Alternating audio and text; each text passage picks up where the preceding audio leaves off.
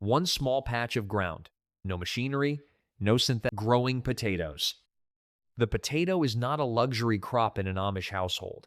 It is a winter staple, one of the primary foods that feeds a family of 10 or 12 through the months when the garden produces nothing fresh.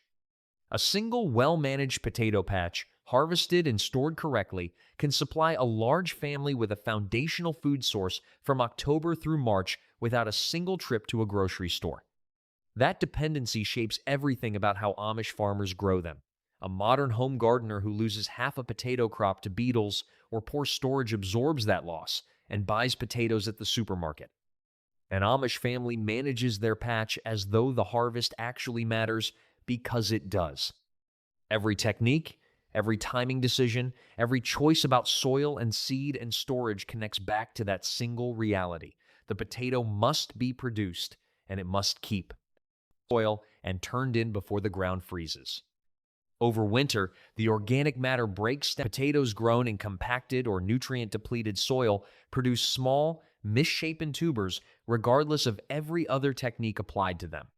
The soil that receives hills in the patch. These are set aside in a separate container labeled if multiple varieties are grown and carried to that soil under exactly those conditions. That accumulated adaptation does not exist in any catalog. Cutting and curing. Several days before planting, the seed potatoes are brought up from the root cellar and cut. The goal of cutting is to maximize the number of planting pieces from each tuber while ensuring each piece carries enough stored energy to produce a vigorous plant. The standard Amish approach follows a simple rule. Each cut piece should be approximately the size of a golf ball and must contain at least 2 eyes, the small depressions on the potato surface from which sprouts emerge. A seed potato with 6 eyes can produce 3 planting pieces, one with 8 eyes can produce 4. A clean, sharp knife is used for every cut.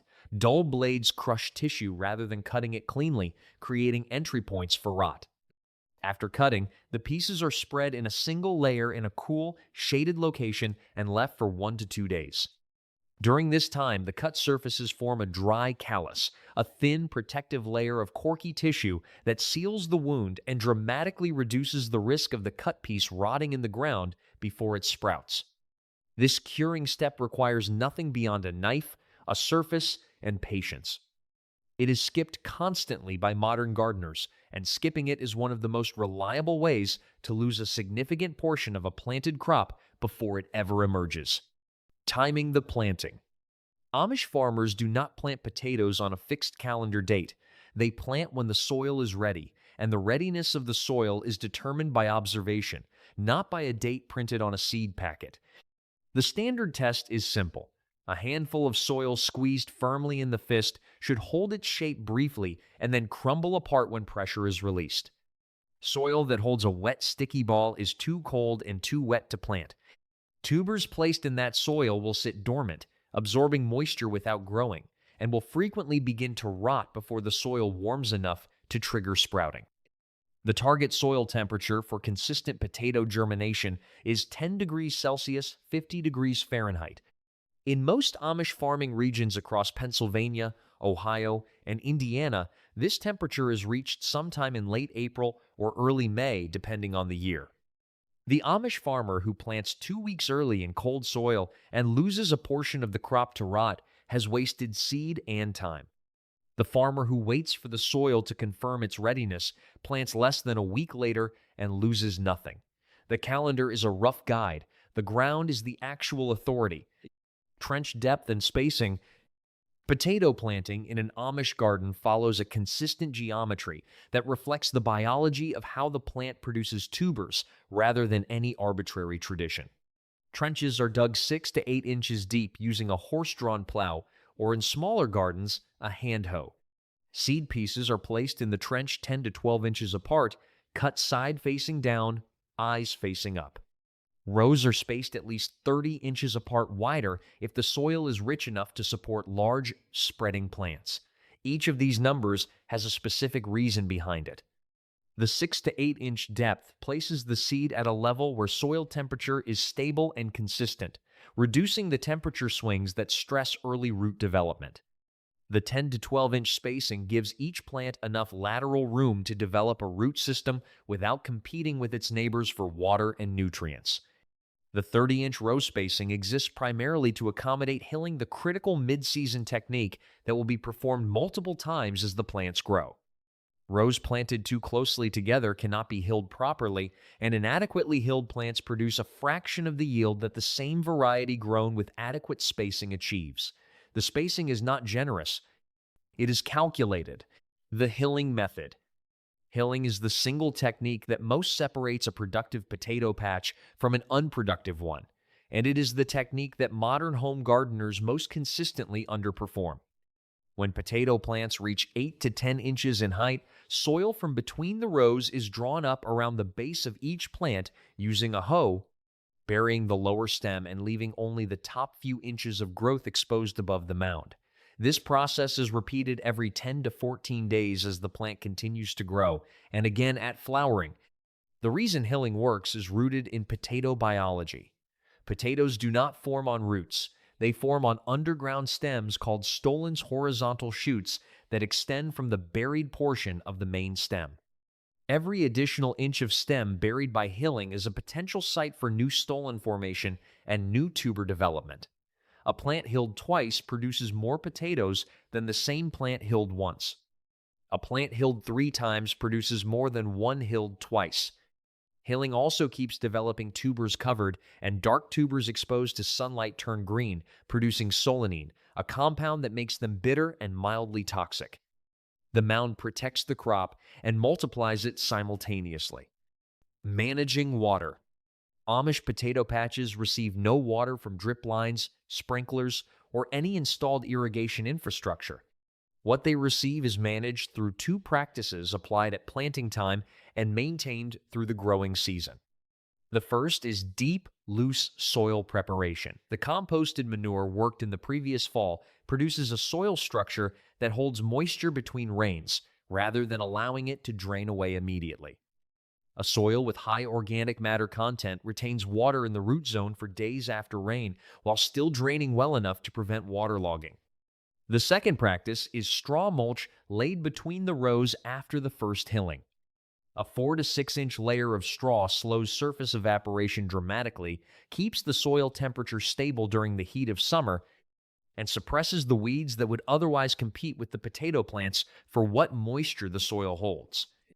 The critical watering period for potatoes is the 6 weeks following flowering. This is when tubers are actively sizing up, and consistent moisture during this window is what separates small potatoes from large ones. An Amish farmer watches the weather during this period and observes the foliage.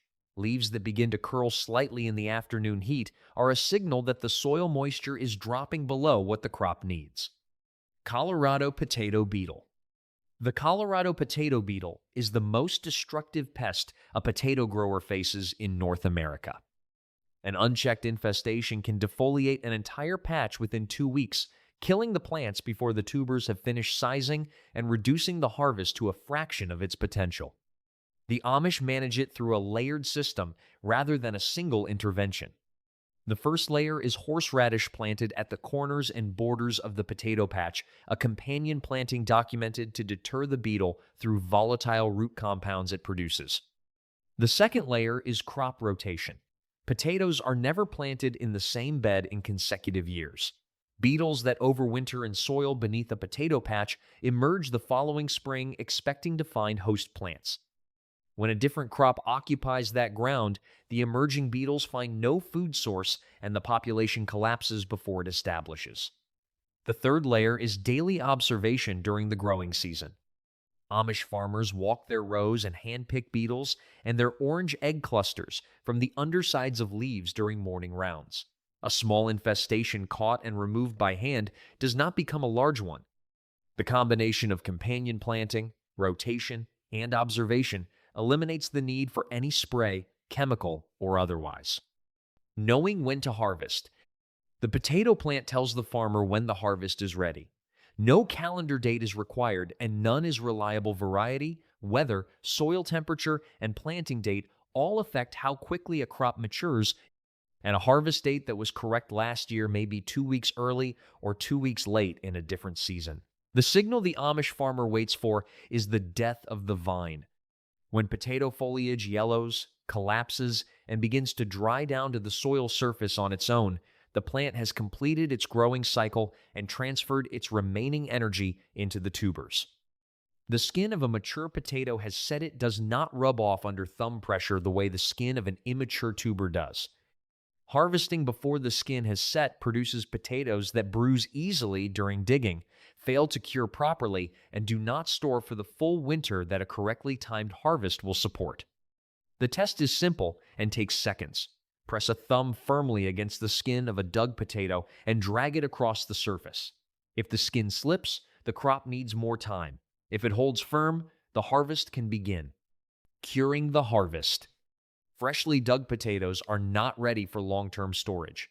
They require a curing period of 10 to 14 days before they go into the root cellar, and skipping this step is one of the most reliable ways to lose a significant portion of a stored crop to rot before winter is halfway through. Curing works by allowing the potato's skin to complete its hardening process after that maintains the two conditions potatoes require to remain viable for 6 months without refrigeration: temperature between 32 and 40 degrees Fahrenheit, and humidity between 85 and 95%. Temperature below 32 degrees freezes the potato and destroys its cellular structure. Temperature above 50 degrees accelerates sprouting and softening. Humidity below 85% causes gradual dehydration. The potato loses moisture slowly through its skin and